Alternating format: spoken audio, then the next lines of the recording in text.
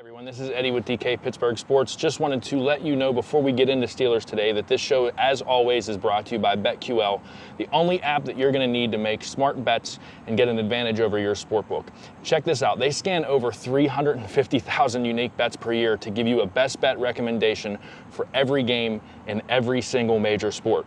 It covers everything: spreads, over-unders, player prop bets. Not only they got you covered on every bet, but their algorithms look at historical performance, matchups, weather, injuries, coaching, and so much more. They give you in-game line movements so that you can jump on bets in real time. It's sharp data to see who the pros are backing so that you're not left behind.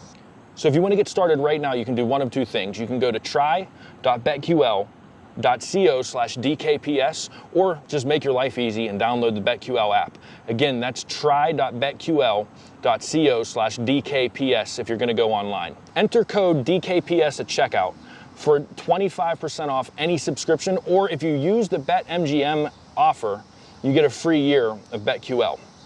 BetQL's best bets algorithms went 13-2 on 5-star bets for the Week 1 NFL games between Thursday and Sunday. So you definitely need to take advantage of BetQL now.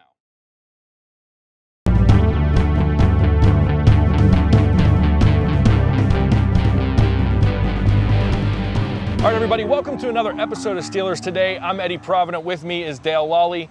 Dale, we got to see the coordinators talk today, and Cam Heyward spoke, Melvin Ingram spoke.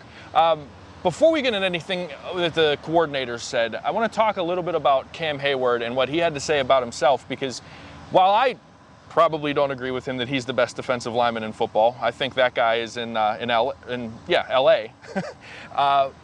Cam Heyward had a heck of a game on Sunday, and I do think that he's a top 3, maybe top 5 defensive lineman in the NFL, and the way he played Sunday, he proved it. Yeah, and everybody's going to say, yeah, I'm the best. I mean, nobody's going to come out and say, yeah, I'm the 12th best guy in the league. That's not what you think. No, you want that confidence in a guy. You have to have that athletic arrogance, is what I like to call it. That's a good term, man. You like athletic arrogance. Athletic arrogance. I'm stealing that. That's okay. good. All right. I didn't come up with it. That's good, though, man. Somebody mentioned that about Minkah Fitzpatrick. It might have been Mike Tomlin. Said that Minkah Fitzpatrick has athletic arrogance. But the belief that you can do anything in your given sport. Right. You have that arrogance that, yeah, I got that. So yeah, you're going to say you're the best. You're going to say that, that's what you're working to achieve on a weekly basis, to be the best. Mm-hmm. So, I think, we saw Cam Heyward have a very strong game against the Bills last Sunday. Was it his best game? I don't know. I've seen every one of his games that he's played in his career. I don't know if I could single one particular game. Right.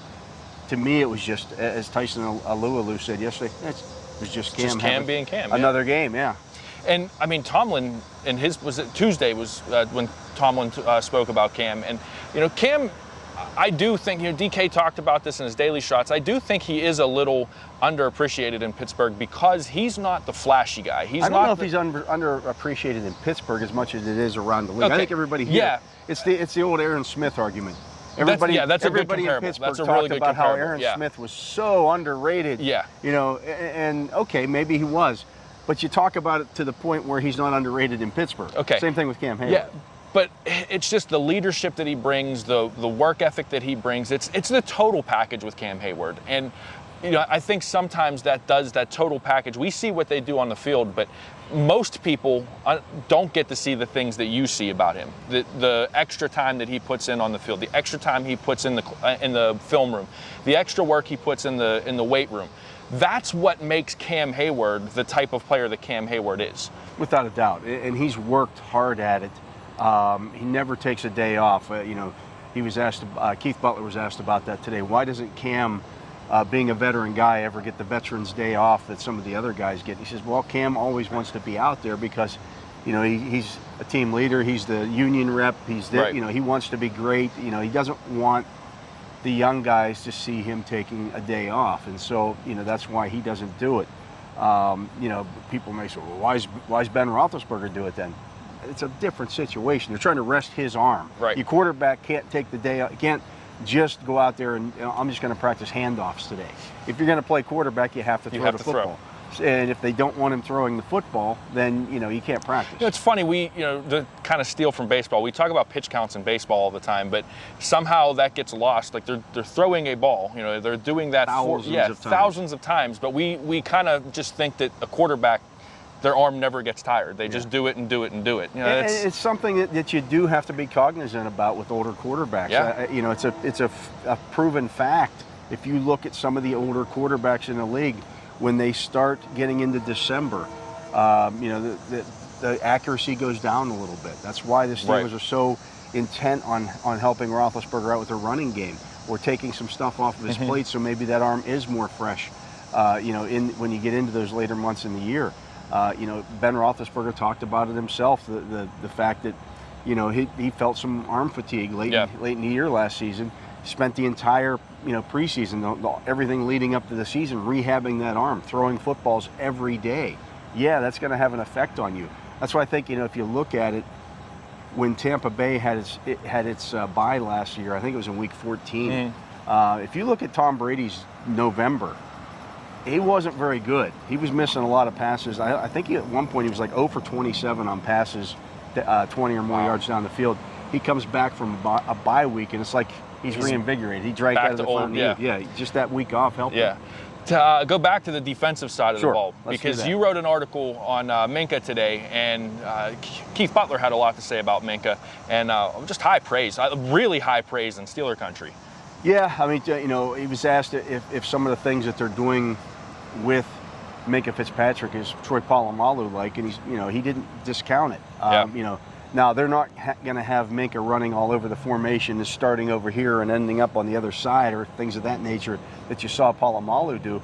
But they realize that, he's their best playmaker on the back end. So when the quarterback walks up to the line of scrimmage, he's looking to see where Minkah Fitzpatrick's at. Well, if Minkah Fitzpatrick's in the slot, or if he's in deep safety, or he starts at deep safety and ends up in the slot, things of that nature, it matters. It can confuse a quarterback, and if you could get them to hold the football an extra half second while they're trying to identify where he's at, that leads to sacks. Yeah, and I like the way he plays so much, and I like the fact that we've had a couple other defensive backs this past week step up that kind of allowed Minkah to get to his game.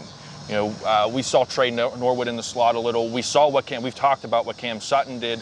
All of that frees Minkah up to be Minkah, and we talked about that in training camp, that's what they need, and this is that front seven and these other defensive backs are freeing him up to be the playmaker that you said he is. Yeah, and I talked about that secondary ad nauseum. I wrote about it a lot. Was asked, is this a weakness? Do they need to get better in the secondary? I'm like, just wait. I think the secondary is going to be pretty good. It's one game, but it looked pretty good against the Bills. Yeah. Well, that's all we have today on Thursday from the South Side. For Dale Lolley, for DK Pittsburgh Sports. Don't forget to check out try.betql.co/DKPS. All of that information is in the description of this video. Thanks for watching, and we'll see you next week.